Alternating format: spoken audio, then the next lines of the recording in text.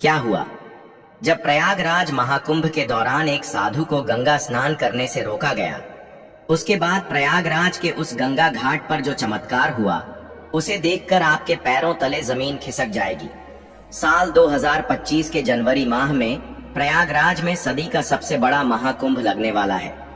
यह महाकुंभ हर 12 साल में एक बार लगता है, यानी इस महाकुंभ का बहुत अधिक महत्व रहने वाला है।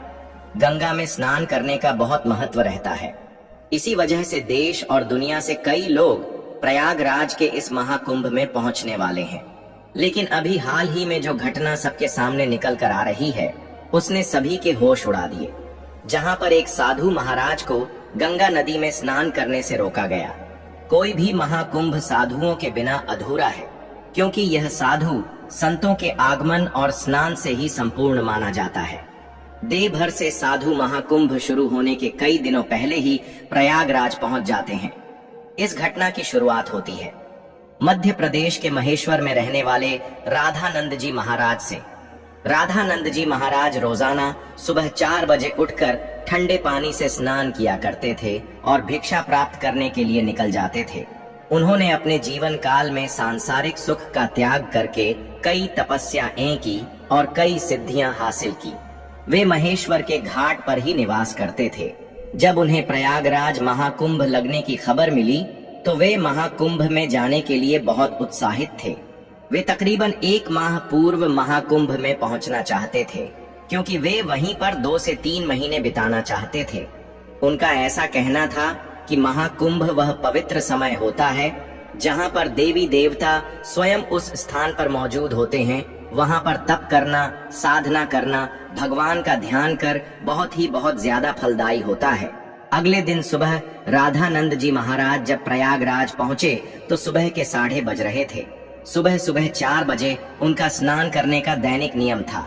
उन्होंने सोचा, क्यों ना आज गंगा नदी का पवित्र स्नान किया जाए, और वे प्रयागराज के गंगा घाट पर पहुंच गए। उस स्थान पर गंगा नदी की सफाई का कार्य चल रहा था। राधानंद जी महाराज को यह देखकर बहुत खुशी हुई। जब उन्होंने अपने कपड़े उतारे और गंगा नदी में स्नान करने के लिए आगे बढ़े, तो वहां पर खड़े कुछ नगर निगम के अधिकारियों ने उन्हें रोक दिया। उनका कहना था कि आप अभी स्नान नहीं कर सकते, क्योंकि इस समय साफ सफाई का कार्य चल रहा है। प्रयागराज में रोजाना रात्रि के समय गंगा नदी की साफ सफाई का कार्य किया जाता है, ताकि दिन और शाम के समय यात्रियों को इस कारण कोई मुश्किलें ना हो। राधानंद जी महाराज काफी धैर्यवान थे। उन्होंने सफाई अधिकारियों को समझाया कि बात बहुत अच्छी है, लेकिन नित्य मेरा 4 बजे नहाने का नियम है, और आज अगर मैं प्रयागराज पहुंचा हूं तो मैं गंगा नदी में ही स्नान करूंगा, और मेरे एक अकेले के नहाने से ना तो तुम्हारी व्यवस्था बिगड़ेगी और ना ही मुझे कोई समस्या होगी। लेकिन वह अधिकारी अचानक से गुस्सा हो गया और उन साधु महाराज से कहने लगा कि आपको इसी समय क्यों नहाना है? अभी पूरा दिन पड़ा हुआ है। क्या यहाँ पर तुम्हें कोई इंसान नहाता हुआ दिख रहा है? क्या तुम्हारे अंदर इतनी शक्ति है कि तुम सुबह 4 बजे इतने ठंडे पानी से स्नान कर लोगे? व्यर्थ की बातें बनाना छोड़ दो और यहाँ से चले जाओ। अभी तक तो राधानंद जी महाराज बहुत विनम्र थे, काफी धैर्यवान थे, लेकिन उस अधिकारी के अपशब्दों को सुन करके अचानक उन्हें बहुत बुरा लगा। उनका ऐसा मानना था कि गंगा नदी पर किसी का अधिकार नहीं है। यह तो साक्षात भगवान शंकर की जटाओं से निकलती है, जिसके अंदर सभी को अपने पाप धोने का अधिकार है और उसके लिए कोई निश्चित समय नहीं हो सकता। लेकिन उस समय राधानंद जी महाराज ने उस अधिकारी को कुछ नहीं कहा और सामने घाट पर ध्यान अवस्था में बैठ गए।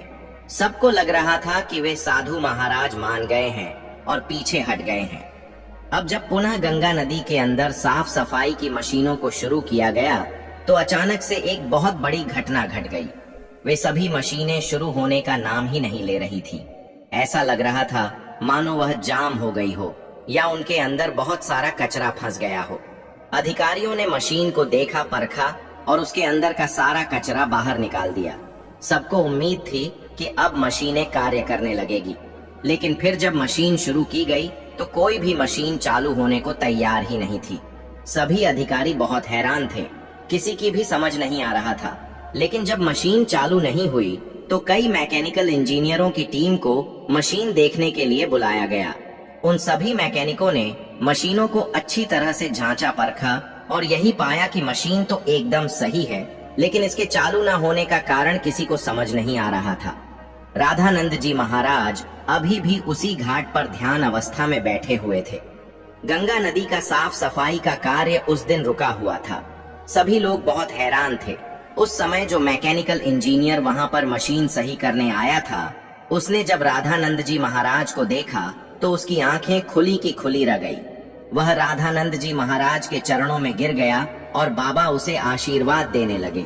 फिर वह सभी अधिकारियों को बताने लगा कि यह महेश्वर के सिद्ध महाराज हैं। बचपन के समय पर एक बार जब मुझे सांप ने डस लिया था तो इन्होंने ही अपने चमत्कार से मेरी जान बचाई थी। तब उस अधिकारी को अपनी गलती का एहसास हुआ। वह समझ चुका था अगर यह अपने दैनिक नियम के अनुसार 4 बजे गंगा स्नान करना चाहते थे तो मुझे इन्हें रोकने का अधिकार नहीं था। मैंने जो इनका अपमान किया, इन्हें भला बुरा कहा और गंगा नदी में स्नान करने से रोक दिया, उसी का परिणाम मशीनों की खराबी के रूप में हम भुगत रहे हैं। अब यही हमारी समस्या का समाधान कर सकते हैं। हमें इनसे माफी मांगनी पड़ेगी। सभी अधिकारी मिलकर राधानंद जी महाराज के पास गए, उनके चरणों में बैठ गए और हाथ जोड़कर कहा कि हमें इस बात का अंदाजा नहीं था कि आप एक दिव्य संत हैं। हमसे बहुत बड़ी भूल हो गई है। हमें आपको स्नान करने से नहीं रोकना चाहिए था। राधानंद जी महाराज अभी भी बहुत विनम्र थे। उन्होंने अधिकारियों से कहा कि यह जरूरी नहीं है कि कोई संत चमत्कारी खोखे तभी ही उसे गंगा नदी में स्नान की अनुमति दी जाए। गंगा नदी के ऊपर साधु संतों का सबसे पहला अधिकार है। सभी अधिकारियों ने उनसे हाथ जोड़कर कहा, अब आप गंगा नदी में स्नान कर सकते हैं। हम आपसे बहुत माफी चाहते हैं। राधानंद जी महाराज समझ चुके थे कि सभी अधिकारियों को उनकी गलती का एहसास हो गया है। उनका अभिमान दूर हो गया है। उन्होंने विनम्रता पूर्वक उन अधिकारियों से कहा कि तुम चिंता क्यों करते हो? अभी समय कहाँ बीता है? जरा अपनी घड़ी में समय तो देखो, आखिर क्या बजे हैं? जब सभी अधिकारियों ने अपनी घड़ी में समय देखा तो उनके रोंगटे खड़े हो गए, क्योंकि उस समय सुबह के 4 बज रहे थे। किसी भी अधिकारी को यह समझ नहीं आ रहा था आखिर इतना बड़ा चमत्कार कैसे हुआ। आखिर राधानंद जी महाराज ने अपने चमत्कार से समय को कैसे पलट दिया। इतना बड़ा चमत्कार देखकर सभी अधिकारी उनके चरणों में गिर गए और बाबा की जयकार लगाने लगे।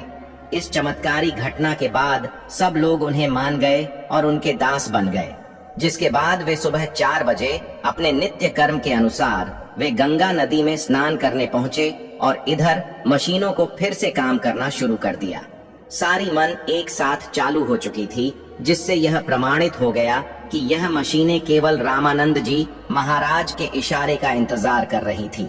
जैसे ही उन्होंने अधिकारियों का अभिमान चूर किया और गंगा नदी में स्नान किया, वैसे ही फिर से मशीनें चल पड़ी। यह बहुत बड़ा चमत्कार था जो हाल ही में प्रयागराज के महाकुंभ में हुआ है। वास्तव में दोस्तों, यह भूमि साधु संतों की भूमि है। यहाँ पर साधु संतों का न तो अपमान किया जा सकता है और न ही उन्हें छो समझा जाता है। इस देश का हर संत इस देश के लिए कुछ न कुछ करता है और भक्तों को अध्यात्म के मार्ग से जोड़ता है। हमें कभी भी उनका अपमान नहीं करना चाहिए और न ही उन्हें छोटा समझना चाहिए। इस पूरी घटना को लेकर आपके क्या विचार है, हमें नीचे कमेंट बॉक्स में जरूर बताइएगा। अगर वीडियो आपको पसंद आई हो तो लाइक जरूर करें